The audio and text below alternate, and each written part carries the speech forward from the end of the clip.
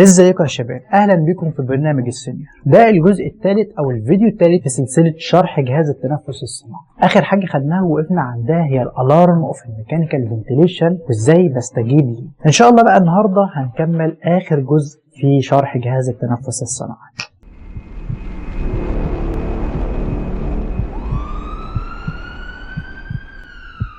قبل ما نشرح الكير اللي المفروض بتتعمل للمريض اللي موجود على التنفس الصناعي، لازم تعرف كم معلومة كده. ان اولا مقاس اي تيوب هتقابلها من 25 ل 30 سم، لكن الديامتر اللي جوه مقاساته طبعا مختلفة على حسب عمر كل شخص. يعني في اليونت مثلا بنستعمل بداية من 2.5 3.5 واخرنا بالكتير جدا 4. هتلاقي مثلا في الادلت بنستعمل 7 7.5 و8 وهكذا. طريقة تركيب الاندوتراكيال تيوب تعالوا بينا نشوفها. طبعا هتجهز الحاجه اللي انت هتستعملها: اورال ايرواي والمنظار الحنجري، التيوب وسرنجه وبلاستر او الشاش.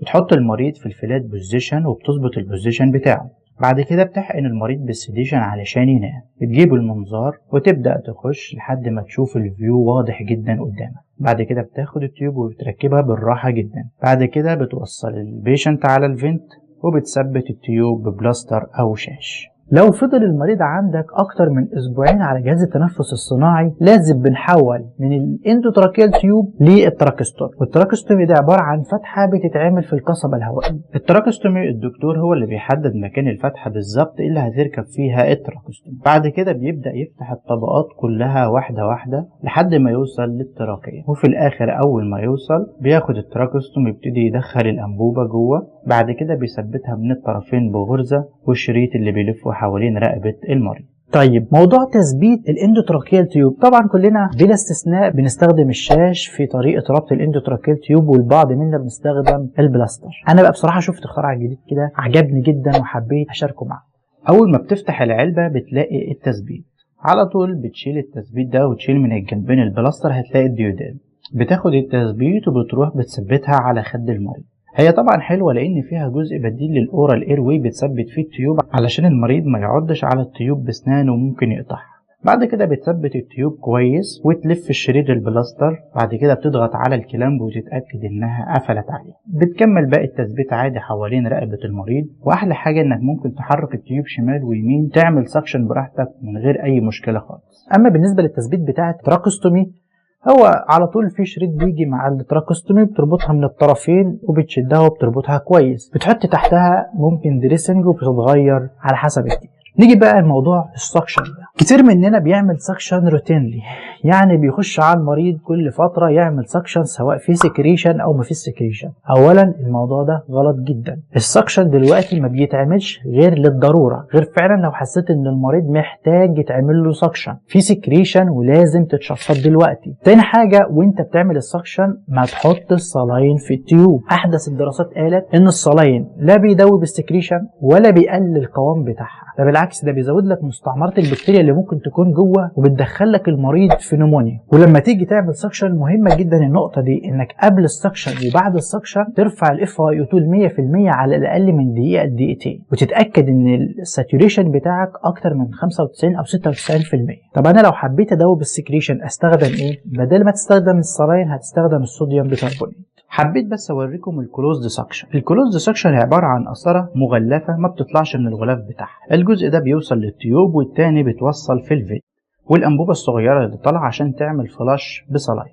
بعد كده في نهايه القسطره توصل بجهاز السكشن. بتروح للمريض وبتوصلها بالفينت والسكشن، وبعد كده تبدا تشفط، وواحده واحده بتسحب القسطره من ورا، ولما تخلص بتعمل فلاش بصلاين. تاني حاجة تاخد بالك منها موضوع الهيموديفاير. لازم الهيموديفاير يكون شغال ويكون فيه المية لحد العلامة اللي موجودة. الهيموديفاير ده جزء مهم جدا جدا. تخيل لما يمر هواء ويكون ساقع وناشف للمريض، ولا يمر هواء دافي للمريض. طبعا لو ما فيش هيموديفاير بيبقى فيه فلاتر بتحل محل الهيموديفاير في الموضوع ده. لازم كمان الكبس اللي ما بين التيوب تتفضى باستمرار من المية اللي موجودة فيها. ما تنساش تملى الهيموديفاير لحد العلامة. يعني احنا كده ممكن نختصر شوية من الكير بتاعة المريض ده تحت مسمى الباندلز اللي فيها VAB الفنتيليتور اسوسييتد نمونيا. ايه بقى اللي المفروض اعمله عشان اقلل الموضوع ده؟ اول حاجة بترفع راس السرير لحد 45 درجة، تاني حاجه بتقلب المريض كل ساعتين، بتعمل السكشن على حسب المطلوب، بتقلل كميه السيديشن اللي انت بتديها للمريض. بعد كده اورال كير مهم جدا، والاي كير برضو مهم جدا. اخر حاجه بالنسبه بقى للبروفلاكسس، عندك اتنين: الديب فين ثرومبوزس بروفلاكسس والبيبتيك ألسر ديزيز بروفلاكسس. الموضوع ده كله بيقلل لك الفنتليتور اسوسييتد نمونيا. طب ايه بقى العلامات اللي المفروض اول ما تشوفها تقول ان المريض ده جاهز ان احنا نفصله من على جهاز التنفس الصناعي؟ اول حاجه هتلاقي ان المريض بيبتدي ياخد نفسه عادي، سبونتينوس بريسنج.